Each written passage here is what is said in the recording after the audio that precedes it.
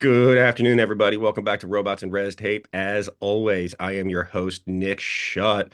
And for everybody out here listening, really appreciate you guys. Appreciate the audience. You guys are the best part of the show. You make this thing successful. So thank you all so much. Happy to have my friend Jeff Riley on with me today. Jeff, how are you? Good, how you doing? Dude, it's another day in paradise. Thanks so much for asking. Really appreciate it and appreciate you coming on and doing this. I know you're very, very busy. And for everybody out there listening today, we're going to be really talking about AI in the education system, and the effect of technology on education over the last, call it, decade or so. So Jeff, for everybody that doesn't have the opportunity to know you yet, do you mind telling everybody out here a little bit about yourself, your background, and how you got here? Sure. Well, I spent 32 years in public education. I started as a teacher in Baltimore City, Maryland. Then I came back to the Boston area where I'm from originally and worked as a counselor, assistant principal, principal, deputy superintendent, superintendent, and I ended my career as the commissioner of education in Massachusetts for the last 6.5 years. I was getting ready to retire, Mhm. when my friends at MIT called and said, "Hey, we're launching a nonprofit out of AI on AI in education. Do you want to come help us?" And I said, "Can I say what I want?" And I think hmm they were a little concerned by that question. I said, "What do you mean?" Well, I said, "Well, 15 years ago, we didn't really regulate social media. And it hmm appears, based on some of the research that's coming out, that, our children's mental health has been affected with rising rates of anxiety, depression, suicidal ideation, and the like. And AI, while I think it's going to be and start the next revolution in education, also has some problems in it. So I hmm want to make sure that we can speak about this in an objective way so that we can make sure our kids use this technology both safely and productively. Absolutely. And why do what really convinced you that leading a day of AI was worth, your continued work, and what really attracted you about the mission? I think, we've done 30 years of what they call education reform, where we kind of put systems and structures, test scores and accountability in place. We really put a framework around what schools should look like. And for the first 15 years, it worked. Test scores across the country rose. hmm We closed achievement gaps and things were really going well. But for the last 15 years, we've been in what I would call and what Tim Daly in Chicago calls an educational depression, hmm where test scores have flatlined. We've seen disengagement from students, and I think we need something new. And I think what artificial intelligence brings is the ability to take away a lot of the administrative minutia that teachers have been handcuffed with, while at the same time giving them back the time and space to build excellent, exciting curriculum that are more engaging for kids. And perhaps most importantly on artificial intelligence is the ability for teachers now to differentiate and personalize instruction in a way we just never could before. Yeah, absolutely. When you're doing it manually, I would assume that, it would be incredibly time consuming and unable to do it. However, when you can personalize a lesson with a push of a button and have the system do it for you, where you're still teaching the basic fundamental lesson, but you can personalize the delivery method, right? I think that's absolutely awesome. Well, that's exactly right, Nick. And I think the example I like to give is if you're a middle school and eighth grade science teacher and you have to teach engineering and the design process, and maybe you want to teach about the Big Dig, which was a construction project here in Massachusetts where they took the elevated highway and buried it underneath the ground in a tunnel. Mhm. Great. Well, most of your kids in middle school are reading at a middle school level, but you've got one kid who's reading at a second grade level and you've got another kid in your class who's reading at a college level. Mhm. And for the first time, you're going to be able to beam a summary of the Big Dig written at a second grade level to that one kid without embarrassing them, and a one-page summary to the kid reading at a college level, written at a college level to that kid, keeping Mhm. him engaged. And then the other kids get a one-page summary of, middle school level, and then they can all do the activity together. And so for Mhm. the first time, you can make sure you're not just teaching to the middle of the class, but you're reaching all of your kids in a way that works for them. 100%. And that's absolutely something that like I wish I had when I was a kid. I was generally like out towards the college level, whether it was math or reading or writing or anything. And a lot of the time was very, very bored in school because you were talking to me like, like you're being taught things that were taught in a way at a level that was no longer, that just wasn't engaging. And, like I wrapped lessons up. I was able to learn faster than a lot of the people I was in school with. Well, I think, what you're talking about is what we're seeing data-wise across the country, where kids report being fairly engaged in elementary school, and that drops off precipitously by the time they get to middle school, and then is way down, incredibly low engagement by the time kids get to high school, where they're asking themselves, what does this have to do with the real world I'm going into? Hmm. This is above or below my grade level. It's not tailored to me, and the only place that data doesn't hold true, which is ironic and maybe not so much, is with vocational schools, where kids can see the connection to the real world every day, right? And so Yeah. now we have this technology that for the first time will allow teachers to truly differentiate in a way they just simply couldn't before. Yeah, man. No, absolutely. And one of the things that you've already brought it up around smartphones and social media in schools, and I know like the first time we talked, that's an example I give of my concern about social media at large. That when you look at how the combination of the smartphone and Instagram in about 2010 led to these increased rates of mental health disorders among children. Can you, having been in the schools through, that whole process, what do you think some of the biggest mistakes that we made were? Yeah, I mean, I think fundamentally we just didn't understand the power of that technology, the power of social media, the power of cell phones. We didn't understand that social media was being set up to keep kids addicted online, Hmm. right? It was, literally creating dopamine hits for kids and making them stay online. And the best example I can give you is on my last year as commissioner, on my way out the door, I put together a voluntary cell phone grant where districts could restrict or ban cell phone use in schools. Hmm. And within the first 2 weeks of schools implementing that, I got probably 5 or 6 calls from superintendents saying the same exact thing. Jeff, they're talking to each other in the lunchroom again, Hmm. right? Because kids had become so addicted to their phones that they were losing social skills and they weren't interacting with other humans that are Hmm. out there. And I think we've seen it's had an effect on our kids.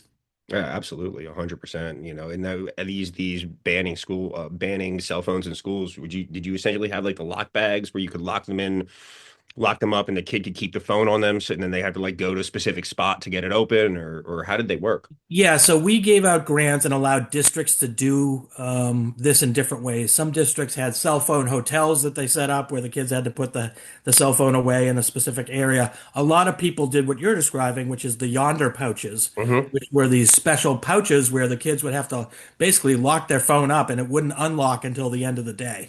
Hmm. And I think what we found was it really did change the culture of schools. And teachers would admit, kids were more able to focus on what was happening and they weren't, hiding behind their friend Hmm. in class to check their Facebook or their TikTok or their Instagram account. Yeah, no, and I mean, something I always like to tell people is that whenever I'm coaching a younger person, that like these social skills are called that. They're called that for a reason. It's a skill. It's something you work on. You're gonna, it's you're going to be awkward, and it's gonna be hard at first, but you just have to push and keep working on it. And as you continue to interact with people, you get better, you get more comfortable having that conversation. And how do you think that the lack of socialization over the last 15 years, especially with the COVID period in there as well, how do you think that that has affected folks that are young adults now? Well, I think there's been a serious effect. I mean, look, I think social media certainly played a role in disconnecting kids from each other. I've never seen a generation of kids more connected by technology to each other, but more disconnected from each other, if Hmm. that makes sense, right? And so with COVID, I think if we learn nothing, it's like if you take kids away from their peers, you're going to have major mental Hmm. health issues, right? Like there is a socialization process where kids need to be connected to other humans, and we've got to make sure that we find the right balance Hmm. between whatever technology we're using and that real, true human interaction. Yeah, I absolutely 1,000% agree with you there. And I think that it's not just with kids now. I think that, you hear people talk about like the epidemic of loneliness among adults, right? And how many adults don't have as many close friends or struggle socializing, or they go out to a bar and sit on their phone because they don't like because they're awkward and how do you think like and this is, theoretically, like, how do you think this will affect? How do you think a generation that has such stunted social skills will affect, society at large? So I would say that this is kind of outside of the purview of what we do. We really train Hmm. teachers and administrators and help people with policy and build out free curriculum for people. But what I would say, because I'm in touch with a lot of people, Hmm. there is a genuine concern that the rise of technology, because it's disconnected and dislocated us from each other, will result in things like fewer birth rates, right? Hmm. Fewer marriages, fewer like because people aren't putting themselves out there. When I talk about AI, I really think this can be a profound technology for good for schools, but I Hmm. also worry about, just one example, AI companions. Oh yeah. Think of them like AI imaginary friends. They talk to you, right? And you think they're like real people. They're not. It's just a giant prediction device, and sometimes they can go off kilter. And we've had a few AI companions, it looks like, have directed kids how to harm themselves, and in some cases, how to kill themselves. Hmm. And so, if you're a kid today in high school, you could in the morning put your white earbuds in, your Hmm. earbuds, and talk to your AI companion on the way to school on the bus. Take your earphones out during class. Maybe you don't participate. You don't, Hmm. you listen, but you're not participating. You go to lunch, you put your AirPods Hmm.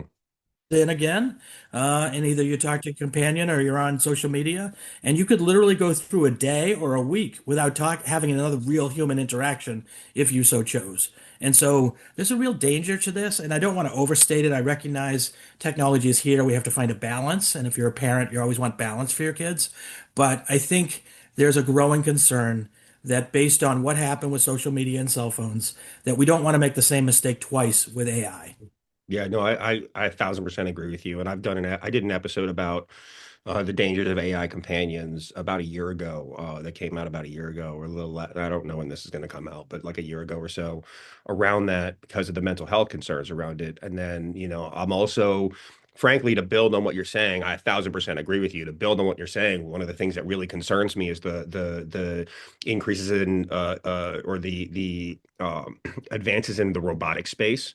And when you combine Mm. robotics and AI, and now all of a sudden you have a robot companion that has an AI agent in it that's trained on you, right? Like, like that's just real concerning, right? And as and It, go ahead.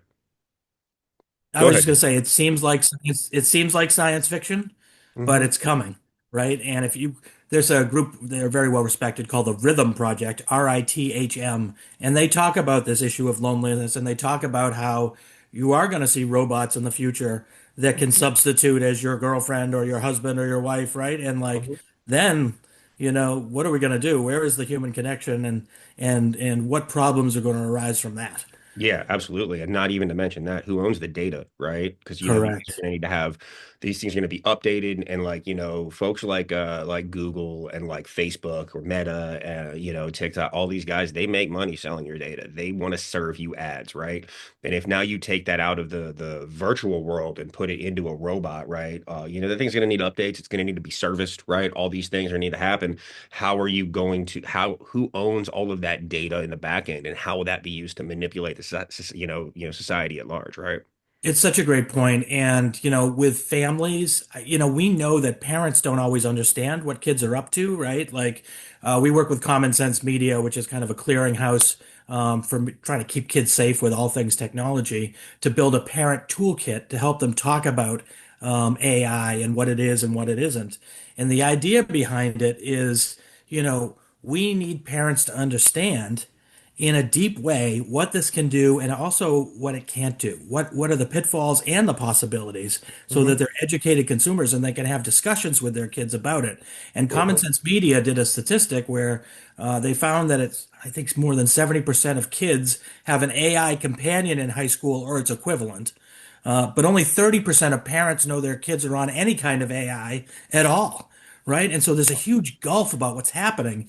And parents need to understand that their children's data, every time they touch a keystroke, is up for grabs. Hmm. And frankly, school systems are just figuring that out in the last few years that, these people that offer you free programs, well, sometimes it's not free because they're mining kids' data and then turning it over and selling that to different people. Yeah, And no, so how do, our children this generation of kids is already the most surveilled generation, in the history of the world. But I don't think parents understand like that goes beyond just like, cameras at stoplights and things like that. And, cameras at schools. This is, every time they're online on their phones or on their computers, they're hitting keys and that's being tracked in some cases. And parents just need to be very aware of that possibility and try to figure out how to, ensure that their kids' privacy is being protected. yeah, I mean, it's the most surveilled generation so far, Jeff, right? I think it's going to continue to, it's going to, because the amount of data that you can collect on, like when you call it like a Google search or you're looking online for something, the amount, and I know we've all done it where you have maybe you have a smart speaker in your house and you're talking about something and you get served ads, you know, say for a trip to Barbados or whatever, and you were just talking about going to Barbados, like the amount of data you can collect in that way is one thing, right? And there's a reason that companies like Google are making baby monitors, right? Is because they want to build a profile on you from birth, right? But uh, uh, that's one thing, but the amount of data you can collect when it's a two-way text interaction like you have with, call it a Gemini or a ChatGPT or a Claude, that's a different level altogether. And very, very, very, very smart people are using that data to serve ads to you, right? And to get you to buy stuff. But not just that, to get you to think certain things and act in certain ways, and and I think it's only going to continue to get worse. I think privacy is kind of a myth these days. No, I couldn't agree with you more. And I think what we're seeing, I think part of the reason for a lot of the polarization in the country is because people are being basically placed in an echo chamber where they keep being fed, not a balanced situation, not to both sides of the story, but one side of the story, right? And they just get caught up thinking this is the way the world is when, how do we ensure that our kids can really truly get a balanced information download, if you will, so Mhm. they're able to make good decisions for themselves. I completely agree. I 1,000% agree. One of my favorite sayings is that if two people are having a conversation and they agree on everything, one of them doesn't need to be there, right? Um, I love having conversations with people from different backgrounds, different walks of life, right? Because that's how you learn and expand and grow your mindset, right? And I think that helps create well-rounded humans. I think that's indeed right. And my concern for us right now as a country is we've got people on the edges who really have big voices, and there's kind of a silent majority that's afraid to speak up because they're afraid they'll get canceled by either side. And what I would argue is until the silent majority truly starts speaking up, we're going to be in this kind of culture war negative situation where we've got to be able to agree to disagree. We've got to be able to have disagreements, and we've got to be able to kind of put ourselves out there and entertain other people's ideas, even if they're different than their own. I, uh, I 1,000% agree, and I think that I think that we can work our way through this, but the only way we're going to do it is by talking to each other, which brings us back to what we're talking about around AI in schools and promoting social skills, right? And so something you touched on earlier is the educational depression that you have seen around test scores flatlining around or maxing, I think you said 2012 or so. And how much do you attribute that to like tech and social media versus everything else that is going on in children's lives? Yeah, I think there are some people who will tell you it's just strictly technology, and it's true that it lines up incredibly well with kind of the rise of high school kids or kids in general having cell phones in large percentages.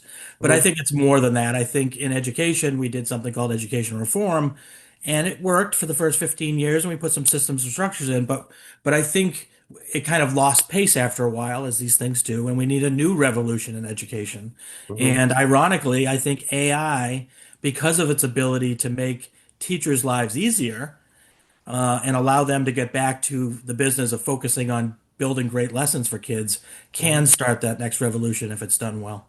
Yeah, absolutely. And for somebody like a say a superintendent or a principal who's listening to this podcast who's never heard of Day of AI, can you talk about like what you are offering, the offerings that you do have and how it shows up in classrooms?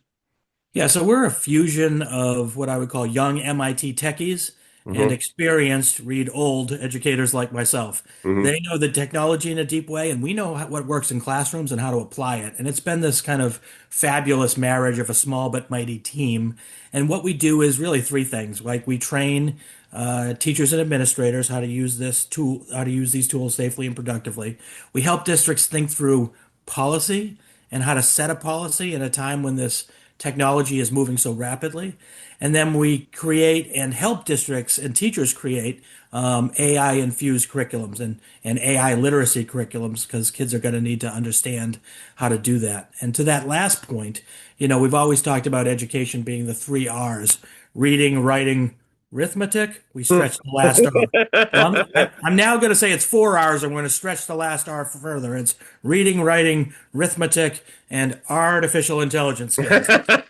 Because I think, in the world we're going to, in the future economy, I Hmm. don't think AI is going to replace humans. I mean, certainly sectors will be impacted, some jobs will be lost, others will be gained in different areas.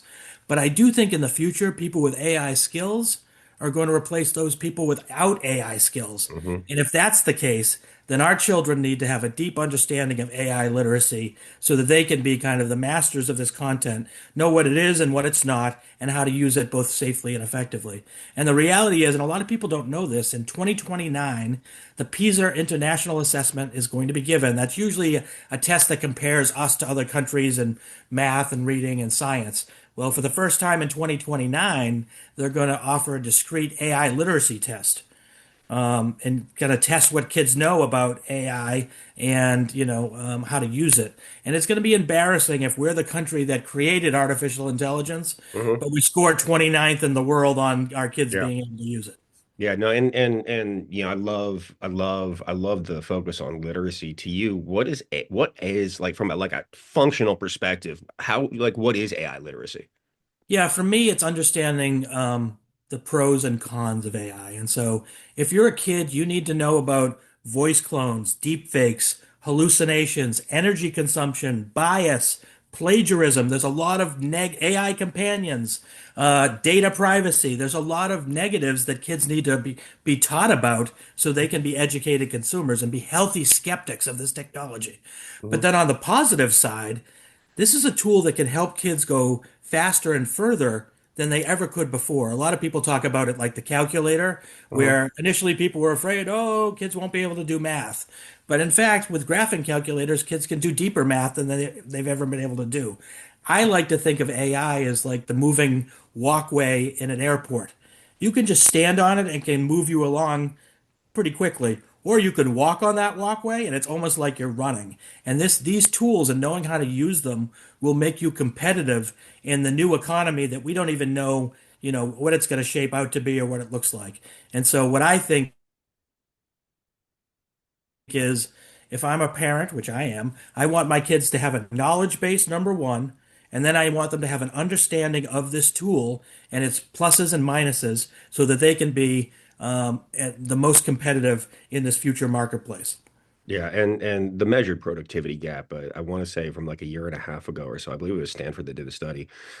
People that use AI as a function of doing their job are, over 40% more productive than those who don't, right? And there's absolutely, that's absolutely, and like that was a year and a half ago, right? And something that I always like to tell people that I remind folks is that the AI you're using today, this is the floor. This is the worst it's going to be for the rest of your life, right? And so if you have to understand how to not just use it, but how to effectively use it, right? Because there are things that AI should be doing, there are things AI shouldn't do. You need to go out of your way to make sure Well, that let's talk about that you're because that is. That is a crucial point, Nick. What you're talking about now is maybe one of the most important points um, about what AI should do for you and what it shouldn't do for you. Hmm. Um, and in the world, I talked earlier about kids needing to have a knowledge base so they can understand how to use this tool safely and productively. Well, I have ChatGPT on my phone. Hmm. It's replaced Google in many ways for me, but I Hmm. fight with ChatGPT at least twice a day because I know it's giving me bad information because Hmm. sometimes it doesn't produce the right information for you, which is what everybody needs to understand. Hmm. But I can only fight with it if I know it's bad information and I have that knowledge base. If I just accept what this technology is telling me, my brain's going to atrophy, all Hmm. right, and I'm going to become a drone and I'm not going to use my brain and I'm going to become actually dumber. So Yeah. we've got to find that right balance between kids really flexing their brain as a muscle and then being able to use this tool. And what I would argue is I think kids need to prove that they have a knowledge base first before we should even let them use the tool. Much Hmm. like, my kids when they wanted to drive and they turned 16, I didn't just throw them the car keys. Hmm. I put them in driver's education, and then Hmm. I sat in the front seat white knuckling as they tried to, learn how to drive, Hmm. right? AI is an even more powerful tool than a car. We need to make sure that our kids have AI education, AI literacy, so that they can, and maybe take a test, so they can prove they know X, Y, and Z and can use this tool safely and effectively. Yeah, I 1,000% agree with you. And where do you think that generally that falls, right? When you think about, I think that AI being used to personalize lessons for, say, fifth graders is awesome. But when you start thinking about like, what is it, like K through three, 4 to 8, 9 to 12, right? So lower school, middle school, high school, where do you think it belongs? Not like as far as like lesson personalization as a tool that the teachers use, but where do you like when do you think kids should be trusted with that? Yeah, so I'm going to answer that question, but I want to go back because you're just Yeah. spawning popcorns going off in my brain uh, about certain things. You talked about this is the lowest level of AI we're ever going to have, Hmm. and that couldn't be more correct. People need to think about this now. Maybe your people are younger, but I'm so old that I remember when there was no internet. But when the internet first came out, and when I was in my 20s, Hmm. it was very slow dial-up. You've got mail, right? Yep. And it took Hmm. forever. It was clunky and slow, Hmm. not this high speed stuff we have now. People should think of AI as being the same thing, right? Yep. It's kind of clunky right now. It's going to get better. It's going to be faster, more efficient. But for right now, this is the base case for what we have. It's Yep. going to get better. Now, Absolutely. your Real quick question. on that, I would estimate based on the internet, like development of the internet, right? When you think about that as an allegory, we're in the mid to late 90s right now. Absolutely. Right, That's as it relates to AI. So, AOL is sending you CDs in the mail. AOL is sending you CDs in the mail. You're not old enough to know that. Good for you. Yes, I am, Jeff. Yeah, they're sending you CDs in the mail. Like there is no video. You can't stream anything, right? There is Yeah. no streaming. When you want to look at a picture, it's gonna load pixel by pixel. So like that's where we were, right? And I think that's where we are now. Like we haven't hit the turn of the century. It's pre 9/11 in AIAs. I think that's right. And like what I would say to people is it's going to be okay, right? Like my kids Hmm. like to tease me, "Hey, tell us again when there was no internet and the phone was Hmm. attached to the wall and there Yeah. was no microwave ovens. How did you eat?" and stuff like that. Like they like to Hmm. tease me. But the reality is we figured all that stuff out. Yeah. We will figure out AI too, right? You just have to Hmm. dip your toe in the water. And the reality is, everyone's kind of already using AI. Every time you try to send a text and it tries to predict your next word, that's artificial intelligence. You're on Netflix and it tries to curate for you movies it thinks you will like based on your previous viewing history. That's artificial intelligence. We were Hmm. out in Arizona last year training all the state education commissioners on all things AI, and we took a Waymo, a self-driving car. It's amazing. That that's Yeah. artificial intelligence, and that's Hmm. coming, and that's going to be the reality of the future. So we've just got to accept it and just start the process, right? You don't Hmm. have to be an expert. People that say they're experts in AI, well, I question that because I think the people at MIT will say there's no such thing because the tech keeps changing and moving so quickly. Hmm. But that just means you just have to start. You've got kind Yep. of free range to make some mistakes and try things out. Uh, Hmm. Back to your other question, Yeah. we actually build curriculum from K to 12 for AI literacy. But when you look at our curriculum for younger kids, a lot of it is analog. The idea is like we can teach you about AI without having you to be in front of a cell phone or a laptop.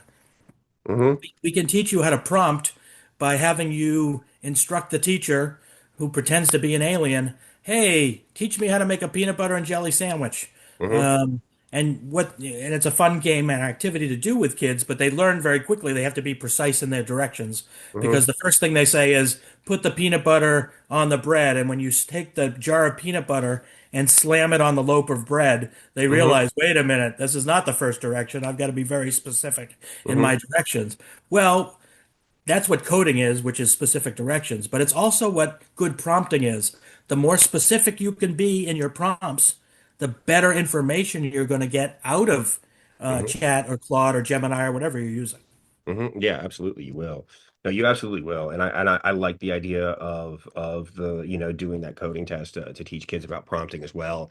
Because that's super important. One of the things that I've been reading recently, I mean, this is at the college level, but a lot of professors at the college level, because of use of AI, are ditching like written tests, or some of them are ditching written tests and going back to like verbal, verbal quizzing and talking to people, like, and actually having a two-way conversation as the exam, like, back to like ancient Greek times. What do you think about that? Yeah, I mean, I think people are really handling this in a different way. Like plagiarism is the number one concern, particularly at the high school level and the college Mhm. level, right? And so Yeah. what you've seen, Harvard University, at least the last time we checked, has kind of a very high 50,000-foot statement on AI, but really what they're doing is defaulting to individual professors to decide what they want kids to do. Some professors are digging into this and saying, we want you to use AI. Other professors are at the other end of the spectrum saying, don't use AI at all. Hmm. When I talk to high school teachers, I had a really horrific but funny story at the same time. This teacher was telling me, the kid wrote a paper with Gemini and had to get up in front of the class and present the paper. And the idea was the kid was just going to read the paper. Well, the kid couldn't pronounce the words that were written, so it was very clear early Hmm. on that this wasn't the kid's actual writing or thinking or anything like that. And so what we've tried to say to high school teachers at least is, and to districts is, don't start with the school committee. School committees do policies that usually last 10 or 20 years. Hmm. Start in your student handbook at high school. Start from a statement of values. All districts have statements of values. Almost one of them is always, we value academic integrity. Right. If you value academic integrity, then a kid needs to disclose if they're going to use a chatbot or an AI program. And the Hmm. teacher also needs to disclose if they want you to use one or not and what that looks like. And the idea is from an old 80s song, which is hold on loosely, but don't let go. Right. Hmm. And just start the process. Let's let it shake out. We've seen some teachers try to ban it. That doesn't always work. Hmm. Uh, I have said it's okay. Some teachers have decided, like, well, kids can write from home usually, but once a quarter, I'm going to make them write an essay in class using a blue book. And to our younger readers, listeners, ask an older listener or Hmm. someone in your family that's older what a blue book is, and have them write in the blue books and then compare that to what they've been turning in from their home life. And you can see very quickly if it's their writing or if it's ChatGPT's writing. Hmm. And so there's analog ways to look at it. But the other thing is, you can also just change your educational practice. You can have the kids research at home for homework and then have them come in and compile that research into an essay in the classroom. So there's Right. different ways to skin the cat. That's a terrible metaphor, but Hmm. because I've got a cat, we would never skin her. No. There's different ways to go about this, and it's not the end of the world. I have to remind teachers across this country, listen, we've seen this before. When I was a kid, they had these things called Cliff Notes, Hmm. which is the analog version of what this is, right? Oh, yeah. Where kids are always trying to get an edge and, cut corners. This is just a different way. You have the wisdom that younger kids don't have yet. We'll be able to work on this together. Yeah, no, we will. And I mean, like to your point about cliff notes and cutting corners, like I also think that's a valuable skill to learn as a child, right? It's like how do you game the system and how do you work the system, right? Um, I'm you not know, sure as the former education commissioner I can condone that, but okay, fair but enough. you know where I'm coming from. Is like knowing how to work within the bounds of a system and do like work within the bounds of a system and what's allowed, and still like minimize your workload is absolutely something that people like. I'm not saying you should condone people learning that, Jeff. What I am saying Yes. is that from a whole human education perspective, that's a valuable skill to have. Time Um, management is an important skill. Correct. Absolutely. No, Okay. absolutely it is. But and then, again, I love your point about how, they are, and I love learning because I just learned that like a lot of these folks are pushing it down to the individual teachers, right? Because I think that, you can't write a policy at a 50,000 foot view, right? That will address the needs of a first grader and a third grader and a ninth grader equally, and they're all from different socioeconomic backgrounds as well, right? And that's I think is another huge point is that like the socioeconomic piece of this is massive about how like we may be able to help kind of level some of the educational playing field. Yeah, so this is a fascinating point. It's something we're starting to see interesting. We're had a lot of connections to community colleges. Hmm. I've spent most of my career in urban education. A lot of my kids would wind up going to community colleges, and maybe they go on to four-year degree after that. But they'd start at community colleges, and the Hmm. community colleges are starting to recognize like if we can create a degree program in AI that these children may come out of a 2-year program with more skills than a history teacher might coming out of a 4-year Ivy League institution and might Hmm. be more employable, right? Right. And so that could really significantly change how we think about educating our kids and what's important and what's not important. And Hmm. so, you almost think of it like a vocational trade that you're learning is how to use this new technology. Absolutely. No, and I like that everybody's approaching it all differently, and I'm a big fan of community college. My only college degree is from a community college. But I like that yeah, I like that people are approaching it differently. One of the things I don't like is the complete ban on it, right? And so I just had lunch earlier this week with two people, one of whom's a big wig at a company, and he brought his newly graduated young lady along with him just because she wanted to learn like business development and wanted to be involved in some meetings. And it's like, yeah, sure, let's sit down and have a conversation. And she just graduated, I forget from which school, I want to say in the spring, right, of this year. And she said, interestingly, like every single college professor that she had, none of them let them use AI except for one, right? One guy did because he's like, dude, and he literally told them, this is the future. This is the wave of the future, and not allowing you to use the tools that you're going to be allowed to use in the real world is a detriment to you, right? And I think that again, like my view of parenting, right, is like, excuse me, my view of parenting is that it's our job to create an environment for our children to take like low grade, like I'm not gonna say low grade, but take calculated risks and learn cause and effect and learn action and reaction. And if you're not like empowering your child to take risks, I think that's to their own detriment, right? Indeed. And I think it's the same thing when schools. I think schools largely is a low stakes version of what the professional world can be. And if you're not allowed to learn how to use these tools while you're in school, I think that that is a detriment to the professional that you will become one day. I think that's right. And it kind of goes back to my 4 R's, right? Like kids just Hmm. need to understand this, right? Yeah. But it's also incumbent upon the adults to figure out the proper system for kids doing that because Hmm. what the danger here, one of the dangers here is we just, off cognitively offload our brain power to this technology, Yeah. and then, we become kind of this group of drones walking around, just, drooling on ourselves. Hmm. So how do we make sure kids have that knowledge base so then they can use it effectively? It's, Yeah. you almost have to, it's like training for a marathon, Hmm. do the work, and then AI itself can be the marathon. You can do it with that Hmm. technology. But first, you've got to put in the miles and practice all the time and make sure you're up to doing it. I completely agree, and it's a it's a fine line to shoot as a parent, and to folks like myself who have young, as a young child now, like what advice do you give parents around introducing this technology to their children and what are like the best ways to have that conversation and what are the lessons you feel like they should really make sure that they're imparting? Yeah, I mean, first and foremost, it's going to be okay, Yeah. right? People Hmm. get very nervous about these things, but it's going to be fine. What I recommend to parents, first and foremost, is balance, right? Everything in moderation.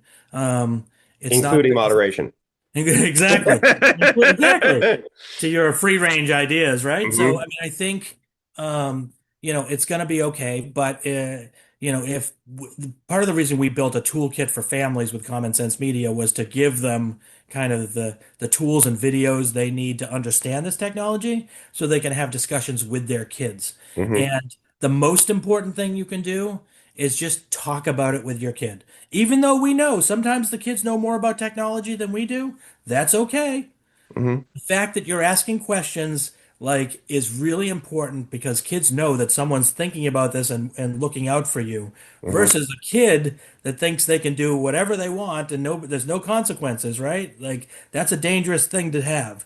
And so if kids can just have conversations with their parents every once in a while about these things, I think it's the most important thing you can do. And then as a parent, just try to educate yourself, Yeah. right? You can go on our website. It's, the information's all free, and download the video and learn about this a little bit and then talk to your kid about it. Yeah, and that's part of why I started the podcast was to learn about this, right? And understand what is going on, understand what it is and what it's not, and understand also how to talk to my kid about it, right? And how do you shoot the gap between raising an AI native child and not teaching them to over rely on the tech.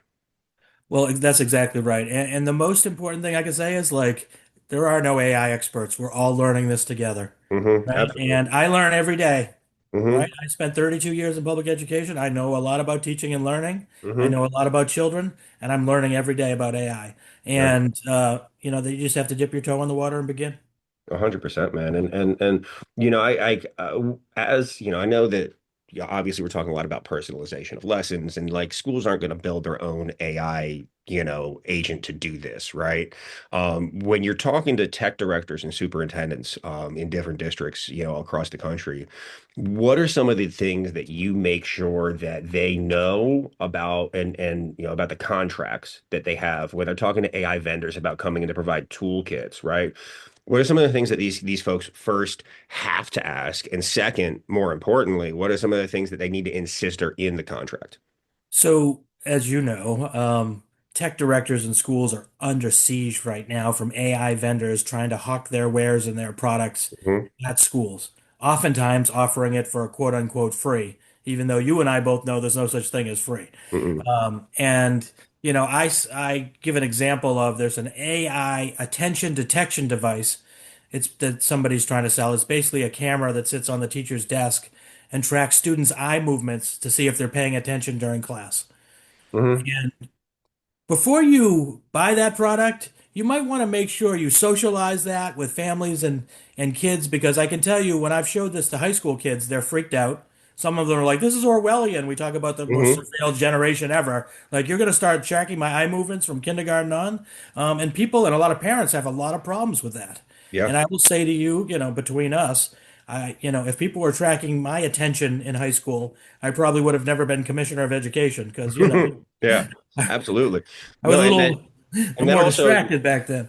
yeah, and that also but like the tracking the eye movements thing, that also comes back to data collection, right? Like Mhm. what data is being collected, where does that go, right? And then because when you start thinking about it from an advertiser's perspective, right?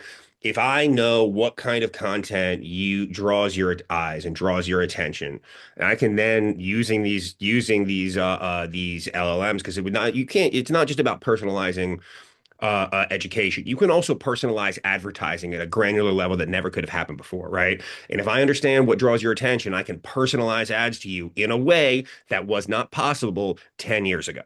Absolutely. Nobody knew what geofencing was 10 years ago. Nope. Nobody knew all these different ways that Hmm. people are coming after you and your kids to try to get information in front of your eyeballs. Hmm. And so the tech directors serve as that kind of primary guardian Hmm. for all of the school district, right? And so Many of them are pretty good about this, but they've come to really realize that everything is up for grabs, and that when things people are saying, "Yeah, we'll offer this for free," okay, well, I need to know where the data is going Hmm. because I want to protect my kids.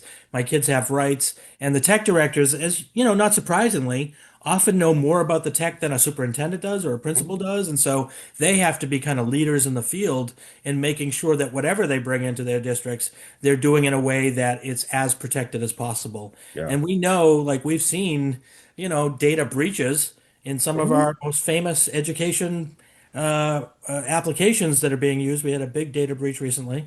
And parents just want to be sure that their kids, information is being held secret or sacred to the greatest Hmm. extent possible. Yeah, and I would also like just to add to that, I would make sure that you know where the data actually lives, right? Is it Mhm. on-prem in your is it on-prem? Is it in a cloud-hosted service like a AWS or a GCP or an Azure, right? And if so, where are those servers actually sit, right? And where does it go? Because most folks don't know this, that just because you save something to the iCloud, like Apple doesn't necessarily store that data in the US, right? Without telling you, they can move it out of the US and then back into the US, right? And then it falls under a whole bunch of like there's different levels of protections associated with that data once it crosses international borders. And if they do this, and we all know that this has happened to our own data a lot, right? We just have no idea. So make sure you know where the data is actually being stored. No, I think that's really important and it's crucial for the tech directors. It's just, look, it's hard for your average person. Like we've all been there. Like Hmm. somebody wants to, you're agreeing to something, right? You're not reading the, 13-page memo written in point 0.2 font about what's happening with this, whatever you're agreeing to purchase, right? And we just click on it and assume that it's going to be okay. And I guess we can do okay with that. But if you're a tech director, you have an added responsibility because you've got so many children under your purview to Hmm. really make sure you read the fine print and you go through the red tape, if you will, There you to go. make sure that we're keeping our kids safe. Yeah, have a lawyer review the contract. Biggest Mhm. thing, right? Like, Absolutely. no, but I don't think anybody really likes paying legal fees, but like you pay legal fees to save yourself money in the long run and save yourself headaches and time in the long run. Yeah, it's that's exactly right. It's penny wise, pound foolish. And I think, most districts have a general counsel on hand, and if they can't do it, they know somebody that's more um, conversant in this kind of tech litigation and tech legal issues. And so it's small money compared to what it could be if you had a problem. Hmm. Absolutely. And I know that you guys just opened, or have some program hubs, or Day of AI has program hubs internationally as well. I think I read Indonesia, Rwanda, Colombia. I think there's a few more also. What are you Yeah. learning from schools outside the US that you feel that American educators really need to hear? Well, it's two very different kinds of systems. Most countries outside of the US are top down, Hmm. so if the minister in Colombia says that Day of AI is going to teach all the teachers and train, their expert teachers who then will train the rest of their peers. That's what we did. We did the same thing in Rwanda. We trained, some of the expert teachers. They're going to train the rest of the 5,000 teachers in Rwanda. So but in America, it's a very different system. It's a local control system. So we don't have one unified message across the country. Instead, every district is trying to figure this out on their own. Every state is trying to figure this out on their own. And so we have this patchwork quilt of policies, procedures, regulations, and approaches, some of which are good, some of which aren't. And what I've tried to argue is that this may be the one, and I believe in local control in education, but this may be the one time where we need to think more about this as like a Sputnik moment, where we as a country need to come together and adopt a national framework for our kids to keep them safe. Because as we talked about earlier about the PISA exam, it's going to be embarrassing if we're not a top performing country in AI literacy in 2029. And I'm afraid that's exactly what's going to happen if we keep doing things the way we're doing it right now. Well, it's a good thing we have such an experienced Secretary of Education to make sure that we're guided properly. And definitely not somebody that just used to be the wife of a dude that ran a wrestling company. But hey, that may be a little too far there, Jeff. No comment. We're all God's children.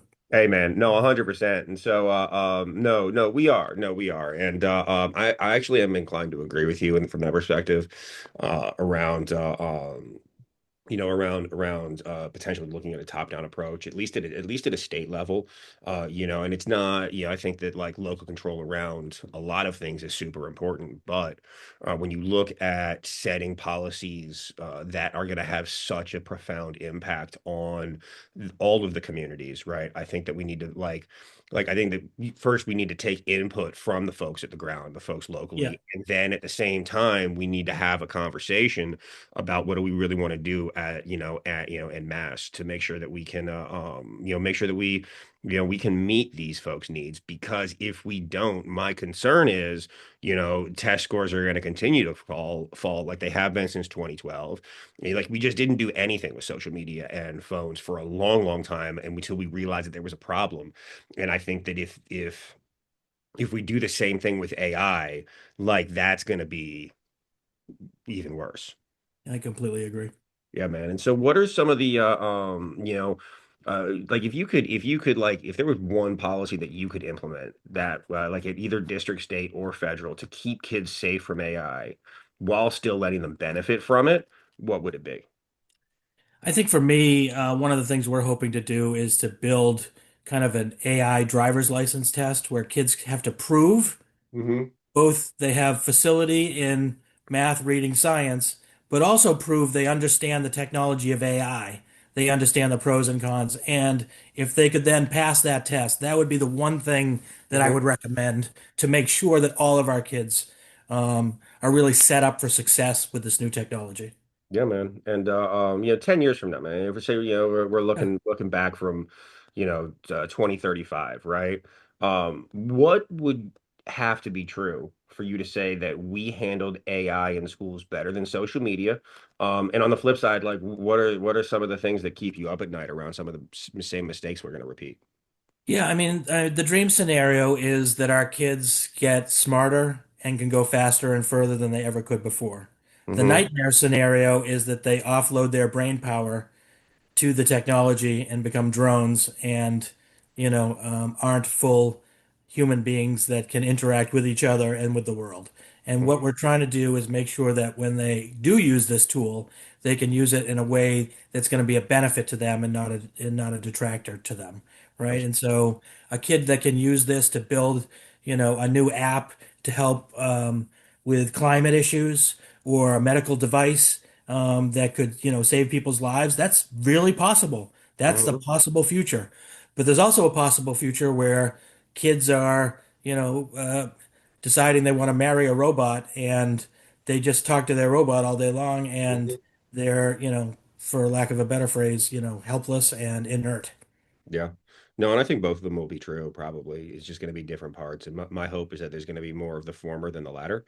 I think that as with anything, and I don't care, and I don't care what behavior it is, right? You can talk about like making money, you can talk about, drugs, you can talk about alcohol, you can talk about smoke. Like there's anything, like there's going to be people that go too far, there's going to be people that handle it well, and there's going to be people who abstain from it, right? Yeah. And I think that the goal is to have more people that handle it well than those that don't. And I think that, finding a common sense approach to it is super, super important. I love the focus on education and not just educating the children, but talking to the school districts, talking to teachers, talking to parents, and helping them understand. Because I think that like when you think about it, ChatGPT came out a little over 3 years ago, or 3.5 did a little over 3 years ago. When you look at the pace of change over the last 3 years and how it's accelerated and how I think is going to continue to accelerate. And who I think anybody that talks about what's going to happen beyond 18 months to 3 years from now is just making it up, right? Uh, so how do we make sure that we are setting everybody up for success? And I think that having these conversations is the most important part, Jeff. I really appreciate it. Go ahead, man. No, I was just gonna say, it's about people educating themselves, and I appreciate you having me on because I think, we're just trying to get the word out, right? There's a Hmm. gulf between what parents know. There's been some fear amongst teachers, but teachers are our most important resource in education, Hmm. and I actually think this is going to make their lives better, and Hmm. they just got to jump in and try. I completely agree, man. Is there anything I missed, Jeff? Anything I forgot to No, ask? I mean, I guess I'd recommend if people have the time or inclination, if they want to go to dayofai.org, Hmm. and if they put in their email address, we promise we won't sell your data, and we won't even spam you with too many emails. We'll send you an email here and then giving you updates on what we're up to, but they can get behind the curtain of our website and have access to everything for free. So whether that's tools for teachers, curriculum for teachers, resource kits for parents, it's all there and it's all available. Yeah, no, really, really appreciate it, Jeff. Thank you so much for coming on. I really appreciate you. I appreciate your time. I know you're very busy, and really appreciate you lending your expertise, man. It's been a fascinating conversation. Thanks so much for having me. Awesome. Everybody out there, thank you so much for listening to Robots and Red Tape. Check out Day of AI, and I hope you guys are having a great day.